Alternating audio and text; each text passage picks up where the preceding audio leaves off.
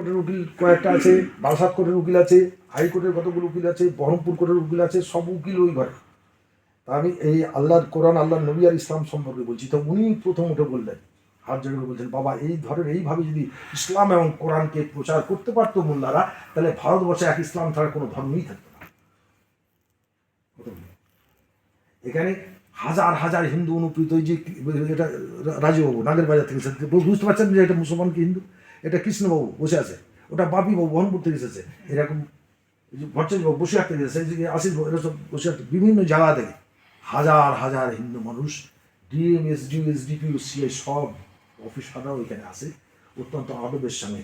মন্ত্রীরা ধর্ণা দেয়, গাছতলায় বসে থাকে, আমি ইবাদত নামাজের মধ্যে থাকলে উঠতে সাহস হয় না, আর বিনা অনুমতিতে এই জায়গায় বসে এসে গাছতলায় বেদি দিয়ে বাঁধে, গাছের উপরে মন্ত্রী বসে আছে। আমার রোজার মাস, আমি ইফতার করে তারাবিতে চলে গেছি, বসে তারাবি শেষ হলো, তারপর আমি অনুমতি দিলাম, তারপর এসে বসলো।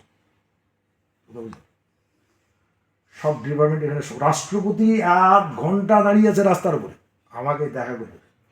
রাষ্ট্রপতি 1 ঘন্টা দাঁড়িয়ে আছে, কারণ আমি তখন শুয়েছিলাম। সঞ্জয় আমাকে উঠালো, আমি উঠলাম, উঠে দিকে একদম আসর তাড়াতাড়ি বাথরুমে গেলাম, উজু করলাম, আসরে নামাজ পড়লাম, উনি দাঁড়িয়ে আছে।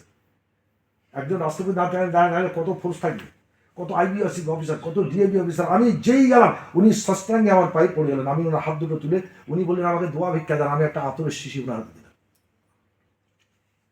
কথা বুঝলেন? তো উনি এতে বক্তব্য রেখেছেন, বলছে আমি বহু মুসলমানদের গুরু দেখেছি, হিন্দুদের গুরু তো দেখেছি, কিন্তু ওনার মতো গুরু আমি দেখিনি। ওনাকে দেখার সঙ্গে সঙ্গে ভক্তিতে আবার মাথা নত হয়ে গেল। কথা বুঝলেন? তাহলে আদর্শ হচ্ছে, এখানে এসপি এখান দিয়ে যাচ্ছে, তো গাড়ি থামিয়ে গেটে চুমো খাচ্ছে, গেটে ঠুক দিয়ে চুমো খাচ্ছে।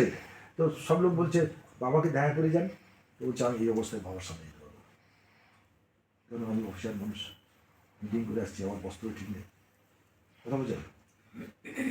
আমি যত সময় স্ত্রী এখানকার মন্ত্রী সব পিছন পিছন পিছিয়ে যাচ্ছে না, প্রণাম করে পিছন পিছন পিছিয়ে, এখানে কেউ পাচা ঘুরিয়ে যায় না।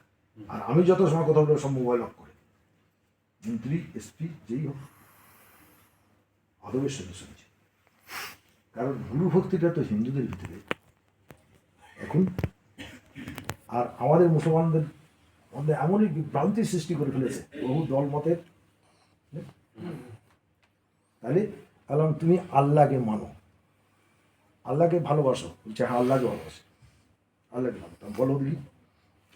স্ত্রী ভালোবাসো, সবাই ভালোবাসে না? তো স্ত্রী ভালোবাসার বিরহ এবং স্বাদ বোঝো। সন্তান ভালোবাসো, সন্তানের প্রেমের বিরহ স্বাদ আছে। বন্ধুদের বিরহ বোঝো, স্বাদও বোঝো। অর্থ ভালোবাসো, স্বাদ বিরহ বোঝো। বলো আল্লাহ প্রেমের স্বাদ কি আছে বলো, আর বিরহ কি আছে বলো দেখি। তুমি যে আল্লাহকে ভালোবাসো, তার বিরহ আর স্বাদ এই দুটো জিনিস বলতে হবে। নামাজ উত্তম নিয়ামত, যা উত্তম আর স্বাদে পরিপূর্ণ, বলে নামাজের স্বাদ কি আছে বলো। কিছু জানো না, কিছু জানো না। এটা অজ্ঞতার কারণে, জ্ঞান অন্ধের মতো বলছো আল্লাহ ছাড়া যাতে মারা যাবে না। আল্লাহকে মানতে গেলে আল্লাহ নবীকে মানতে হবে, নবীকে না মানা হলে আল্লাহকে মানা হবে না। তারপরে কামেল মানতে হবে। নবুয়তের জামানা খতম হয়ে গেছে, বেলায়েতের দ্বারা প্রবাহিত।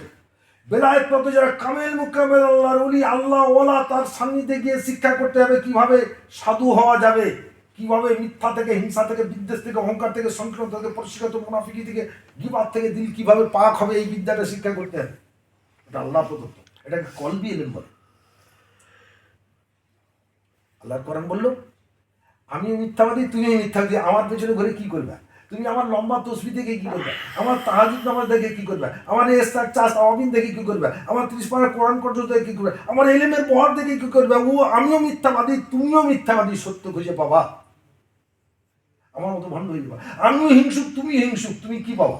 আমিও বিদ্বেষী, তুমিও বিদ্বেষী, আমিও অহংকারী, তুমিও অহংকারী, তুমি কি পাবো আমার কাছে? আমিও মুনাফিক, তুমিও মুনাফিক, আমিও পরকিবাদ পরচর্চা করি, তুমিও করবে। তো তুমি ইসলাম কি করে বুঝতে পারবে? আল্লাহ কোরআনকে কি করে জানতে পারবে? কোরআন বললে এই আল্লাহ জিনা মানুষ আমারও তো কোনো সহদিকি। হে ইমানদারগণ, আল্লাহকে ডর করো আর সত্যবাদী তল্লাশ করো। কোথাও যদি সত্যবাদী পাও, তার সঙ্গ লাভ করো। আল্লাহ বলেন অস্তাইন বিসসাবরি ওয়াস সাবরি। পৃথিবীতে কোথায় খুঁজবে ধৈর্যশীলদের মধ্যে আমাকে খুঁজো, আমি ধৈর্যশীলদের সাথে।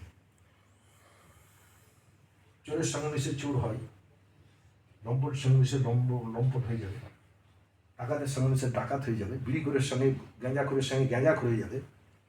আর তুমি 5 ওয়াক্ত নামাজ পড়নে বলা, আরে আরো বেশি পড়ো, নামাজের পর নামাজ পড়ো, কটা কালো পড়ে গেছে, তা তোমার মধ্যে আল্লাহর কোন গুণ আসেনি? আল্লাহর প্রেম জাগলে, আল্লাহর প্রেম জাগলে, ওদের প্রেম জেগে দেখো বাঁদরের সঙ্গে বাঁদর হয়ে গেছে। তো আল্লাহ যে মহান, আল্লাহ যে অসীম, তার দয়া অসীম, তার সদ্গুণ অসীম, তো তোমার মধ্যে কোনো গুণ আসে না, তাহলে তুমি ইসলাম কি করে বুঝাবে? ইসলাম অনন্ত অসীম। ইসলাম হচ্ছে আল্লাহর মনের ধর্ম, ইন্না দীন ইনদাল ইসলাম। আল্লাহর মন অনন্ত অসীম, অসীম মনের ভাব হচ্ছে ইসলাম। তাহলে তুমি ইসলাম বুঝতে পারবে কি? আল্লাহর কোরআন অসীম মনের ভাব। তাহলে এই কোরআনের দুটো অর্থ আছে, জাহির আল বাতিন। তাহলে উজুর জাহেরাতে তুমি শিক্ষা করার পর বাতানা শিক্ষা করার জন্য কামিল মুকাম্মাল আল্লাহ তল্লাশ করতে হবে, আল্লাহওয়ালার খোঁজ করতে হবে। যদি কোথাও আল্লাহওয়ালা পাও, সেখানে গিয়ে আত্মসর্বাদ গ্রহণ করো, জাস্টিফাই করে, যাচাই বাছাই করে ওলি গ্রহণ করতে হবে। কারণ এখন বাতিল ফেরকার যাবে না, ঠিক আছে? তাহলে ওই বিদ্যাটা তুমি শিখতে পারবে।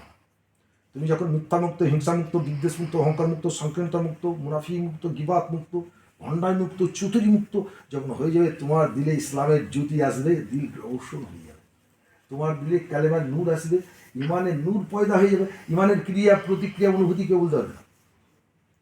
তুমি যে ইমান এনেছো আর ইমানের প্রচার করছো, বলো ইমানের অনুভূতি বলো, ক্রিয়া প্রতিক্রিয়া বলো। নমাজ যে উত্তম কর্ম, যে কর্ম করবার ক্রিয়া প্রতিক্রিয়া হয় না, কর্মে ভুল আছে, এই ভুলটা তুমি বুঝতে পারছো না, এই ভুল ধরিয়ে দিবে যারা পাক আল্লাহর ওলি। তুমি নমাজে কিচ্ছু পাও না, তোমার নমাজে মন খোদাকে সিজদা করে না। বুখারী শরীফ আন তাউদাল্লাহু কান্নাকা তারাহু ফাইন লাম তাকু তারাহু ফাইন নাহিয়ারা। নমাজে দাঁড়িয়ে তোমার আল্লাহকে তুমি দেখো, দেখে সিজদা করো।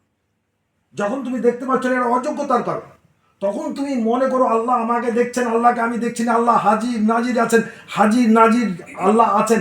বলো তিনি যারা নামাজের মাস্টার, কলকাতা টেবিল চ্যাপ্টার যারা নামাজের মাস্টার হাজির হয়েছে, আমি বলেছি তোমাদের জন্য ওয়াজ করবো। বলে তোমরা বুঝতে পারো আল্লাহর হাজির নাজির নামাজে, আল্লাহ যে হাজির আছেন বুঝতে পারো, বিশ্বাস করতে পারো যে দেখতে পাচ্ছ না, বুঝতে পারছো না, তো বিশ্বাস রাখতে পারো। যদি আল্লাহ হাজির আছেন এই বিশ্বাসটা তোমার হয়ে যায় আস্তে আস্তে, তাহলে তো তোমার মন ছুটে বেড়াবে না।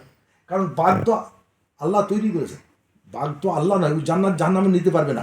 কিন্তু বাঘকে তুমি দেখছো না, কেউ যদি বলে বাঘ তোমাকে টার্গেট করছে, তাহলে তোমার আর মন কোন দিকে যাবে? তোমার স্ত্রীর নকশা, পুত্রের নকশা, জমি জায়গার নকশা, বাড়ি ঘরের নকশা, রাজনীতির নকশা, আর কি আছে তোমার মনে? কারণ বাঘ তোমাকে টার্গেট করছে। বাঘের মালিক আল্লাহ। আল্লাহ যদি হাজির আছেন এটা যদি তোমার বিশ্বাস আস্থাসই হয়, তাহলে তার প্রতিক্রিয়ার ধরন তুমি বুঝতে পারবে।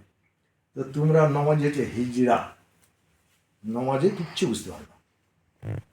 লম্বা জাম্বা, দাড়ি, টুপি, ডিগ্রি, পাগড়ি, আগে দাঁড়িয়ে গেছো তুমি। ইমামতির 7টি শর্ত আছে, যেটা 6টি শর্ত শরিয়াতের অনুকূলে।